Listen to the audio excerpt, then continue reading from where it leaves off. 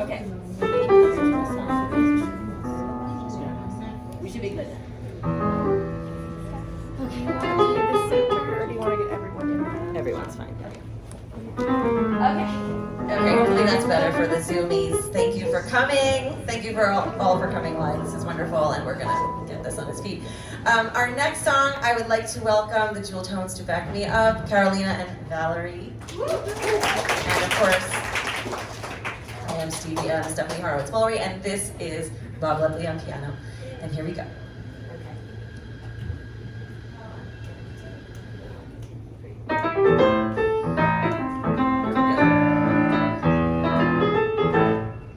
Miss Lucy had a baby, she named it Tiny Tim. She put him in the bathtub to see if he could swim. He drank up all the water, he ate up all the soap.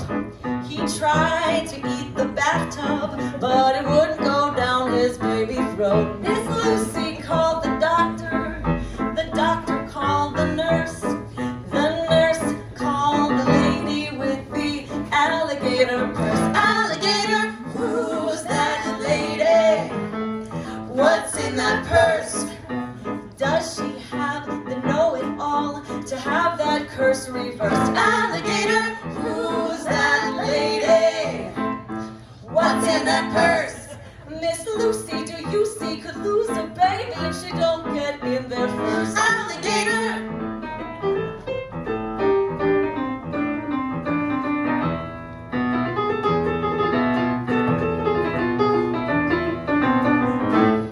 Now in walks the doctor, and he says, I think it's clear. So come on in, and let's begin to see just what's the matter here. Measles, says the doctor. Mumps, said the nurse. Bathwater, says the lady with the alligator purse. Cough it up, and out came the water, out came the soap, out came the bathtub from the throat. Baby jumps up and cries hooray, and the lady saved the day. Hallelujah, who's that lady? How did she know things would be grim for Tiny Tim if to him she did not go? Hallelujah, who's that lady? What's in that purse? Miss Lucy, that goosey, said oopsie daisy, now itty bitty Timmy won't need that hearse. Hey.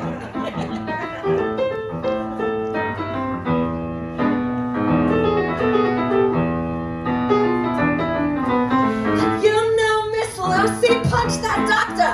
Ow! Miss Lucy punched that nurse. Miss Lucy paid the lady with the alligator purse.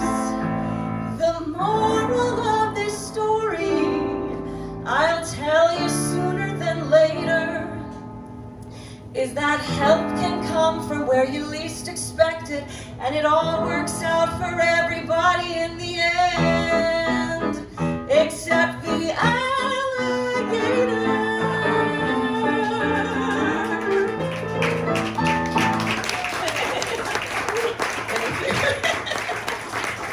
Okay. Could I have someone get me some water? Okay, thank you. So, I think the reason that we're here is, well, thank you all for coming. This has been quite a journey. I was a songwriter in high school and college, and taking serious music composition turned that off for me, because everything I thought of, I knew exactly where it came from and what it was derivative of, and they taught me that was bad and I shouldn't do that. So I stopped writing music for about 10 years. And then I got a voice injury because of some bad bronchitis and autoimmune issues. And I couldn't sing, so I had to cancel all my gigs. And I got really quiet, and everything was so quiet. And I didn't understand what I could do about it. And then I started, in the quietness, I started hearing music again. And I was like, I'm not doing anything. Let me write these stupid songs. And then some of them came out kind of cool, and I really loved them. The first song, Tender Moment, I wrote last month for a library, and they rejected it, and I was like, that's cool, I'm gonna keep it for myself. And the second song, Without, I actually was the only song I wrote in the 10 years, and I wrote it in the first month of Joe and I dating, so that one, I'm sure you guessed that was for you. So that was the most non-recent and the most recent. This last one, Alligator Purse, I'm sorry, I don't know if you're into this, but it literally came to me in a meditation. I was doing a meditation, I was trying to focus, and I kept saying, mind, quiet down, stop playing music, I'm trying to meditate. Stop giving me music, I'm trying to meditate. Then I realized, wow, this music doesn't exist. This song doesn't exist. And then I was like, okay, keep going. And so it was the quickest song I ever wrote. It wrote 3/4 at least of itself before the end of the meditation, and then I drove around for another 2 hours until I finished it. So one of my favorite songs ever, so thank you for obliging me that one. And we will keep moving. What is next? Okay.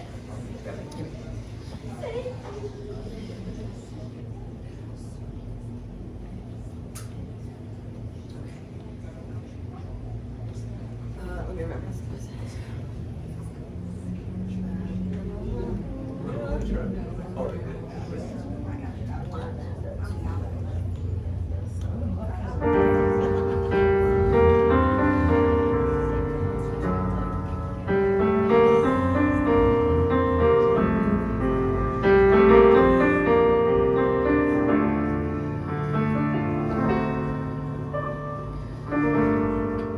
This is the oldest story ever told. Another star-crossed lover in the cold. I'm on the road to ruin. I don't know what I'm doing. I can't see what is true, and so I lie here. When you first came to me, I missed one thing. I failed to recognize your broken way. So I should not have kissed you, but I could not resist you. And so now I insist you know that our love grew so immensely that who could ever doubt or wonder why? And the flame burned so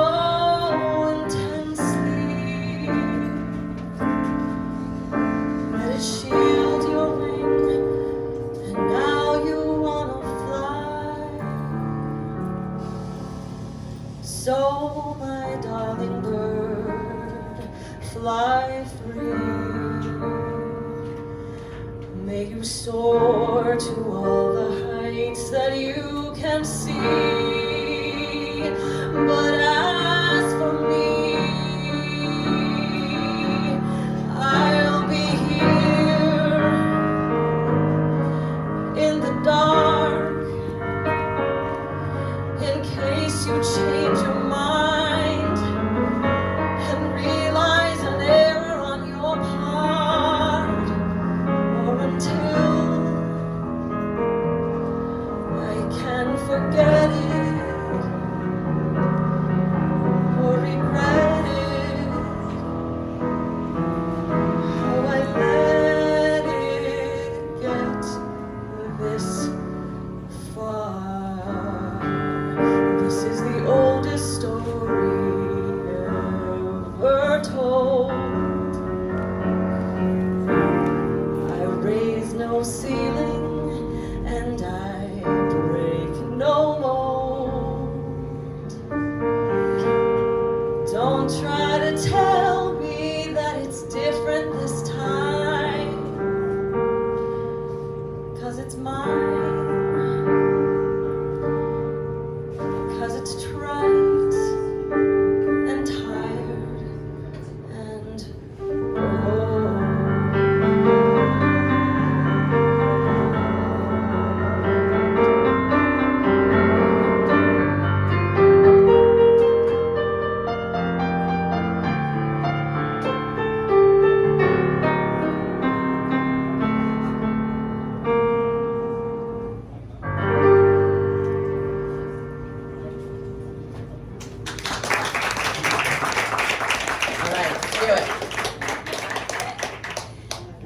This next one has a story. I don't know if you've noticed, but I'm a plus size gal.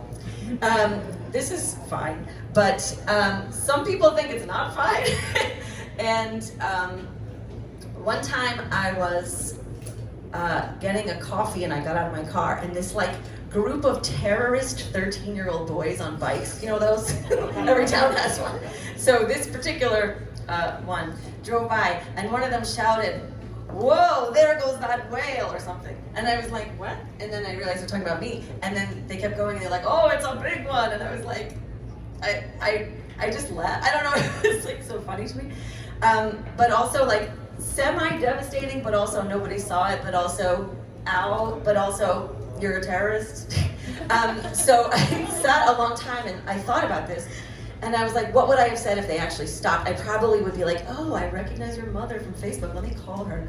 But then I was like, you know, what is this word? What is this word that was weaponized against me? Whales? Whales are amazing. Whales are one of my favorite animals. There's that psychological test that says, what's your favorite animal? And you describe what it is, and you are describing, if you do this, think about your favorite animal, give me like 3 adjectives. And that is what you feel about yourself. So I remember thinking, beluga whales are like the cutest thing ever. You're an asshole if you don't love a beluga whale. They're just chubby and cute and friendly and want to be your friend. And like, oh, that's, okay, cool. So I let that go and I forgot about it until there was a TikTok I watched last spring about a guy calling other women whales. And I was like, you know what? Now I have to say something. And so this is what I decided to say. What he said was, why are all the whales so confident? Like, why did they think they earned the right to approach me? Why is it always the whales that are the most confident? So this is my answer to that, good sir.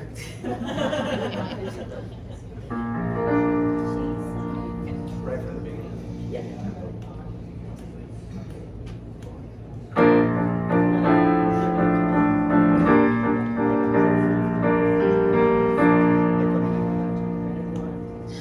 She's so confident, so confident. How did she get so confident? They say I admire your confidence. I'm the confident way. Call me Ishmael, call me Willie.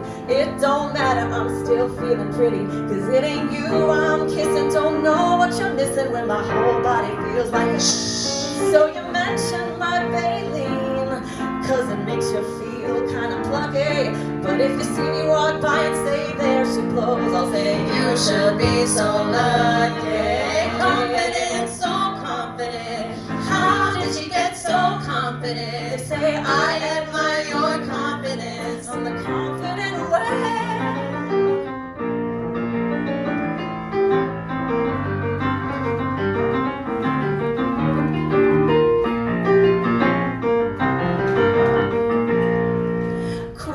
The sea, she's majestic. How can you not be obsessed with? But don't go ballistic when you're a statistic, cause you don't know who you messed with. Confident, so confident. How did she get so confident? Say I admire your confidence. On the confident way. Don't make me feel blue to be called Shamu in all her majesty. There's something you hate inside yourself, it's got nothing to do with me. All I know is I tried too long to fit in your world. Now I'm done making myself sick. And if you don't like the way that looks, then you can suck my bone. Be confident, so how did you get so confident? Yeah, I admire so confident. I'm the confident way. Confident, so confident. How did you get so confident? I admire your confidence. Confident way. No need for dominance when there's competence. Baby, beluga's got confidence. Taking it, so make it a compliment. I'm the confident way.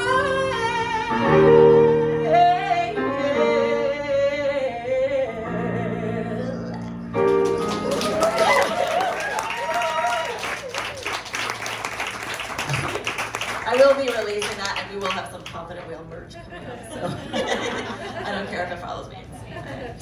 Let's check in with my Zoom friends. We're doing good? Doing good. Okay. We will keep moving.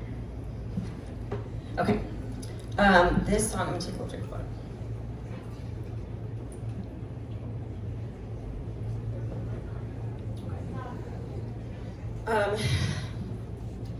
We all went through a dark time a few years ago, and I wrote a few songs during that time, and this is the one that I wanted to share today.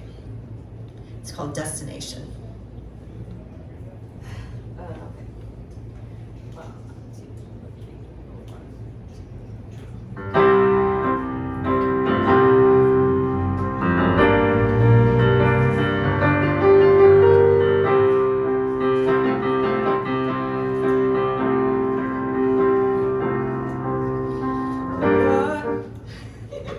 One more time.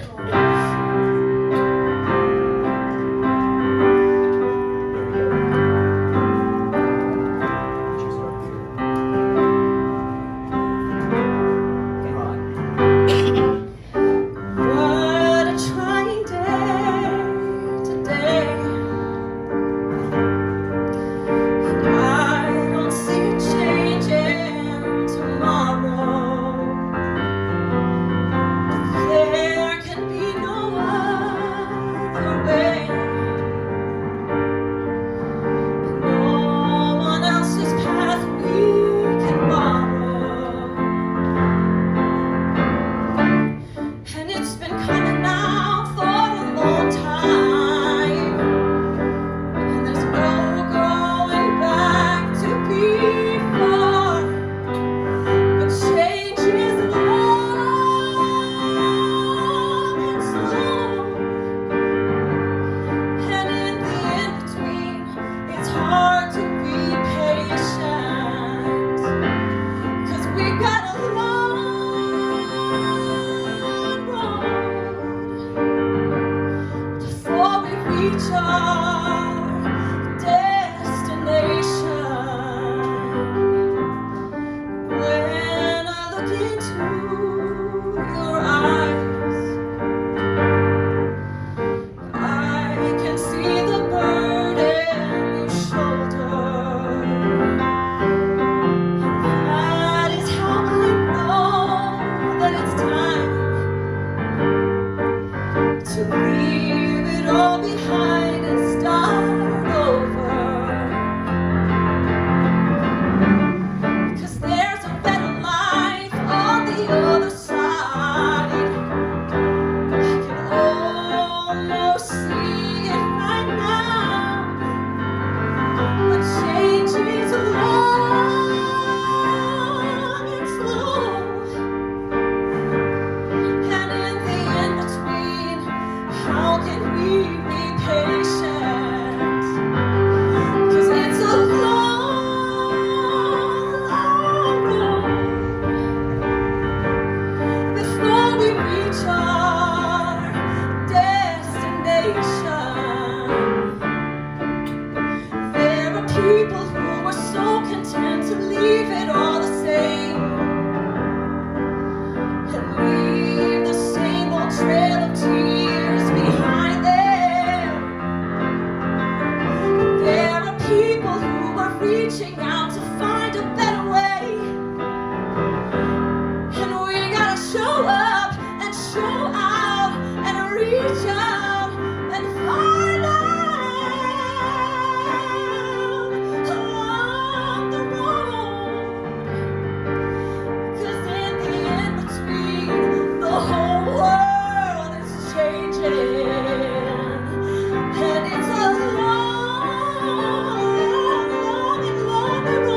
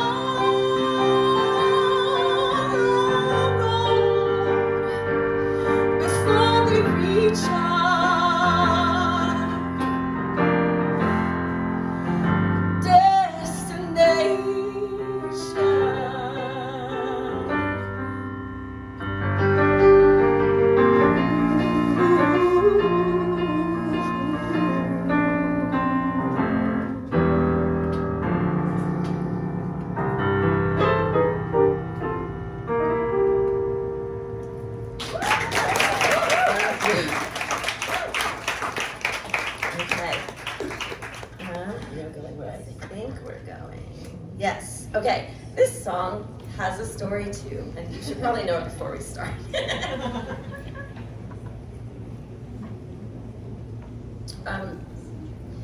In 2019, I took a songwriting mentorship class because I figured if I'm going to do this, let me learn what I'm doing. And one of our assignments was to take a well-known chord progression and write 3 different songs in different styles to show how versatile that progression is. And so I used to love doo-wop music when I was a kid. I had like a 50s phase, so I decided to take that really cheesy, stereotypical 50s chord progression and just write a cheesy love song with it. And I was driving around trying to find dinner around 9 o'clock, and all of the places started closing around me, and I was trying to write this love song, but I'm like, damn, I can't write when I'm so hungry. So, and so some kind of magical guidance said, write what you know. And so I give you the hangry song.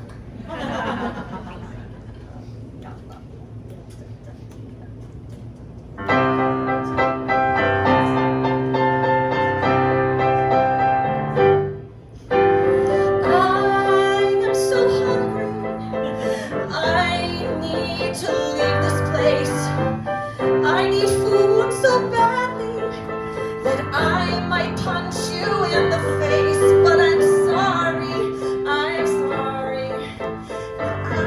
such a hangry bitch. Hangry bitch. I asked politely, I tried to keep my best in front, but your face off if in 5 minutes I'm not in a restaurant. But I'm sorry, I'm such a hangry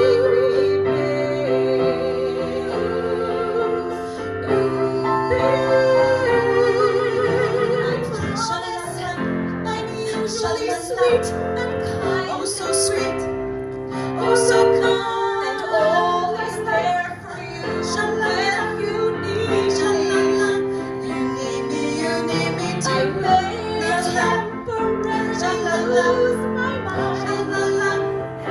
Lose my mind, only if you don't fucking feel me.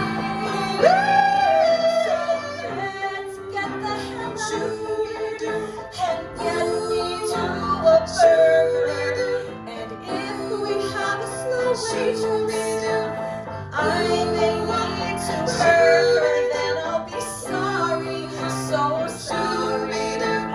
I'm such a hangry doo. Oh, I'm sorry, I'm so sorry.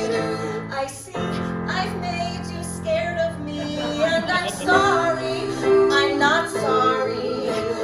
Please feed this hangry.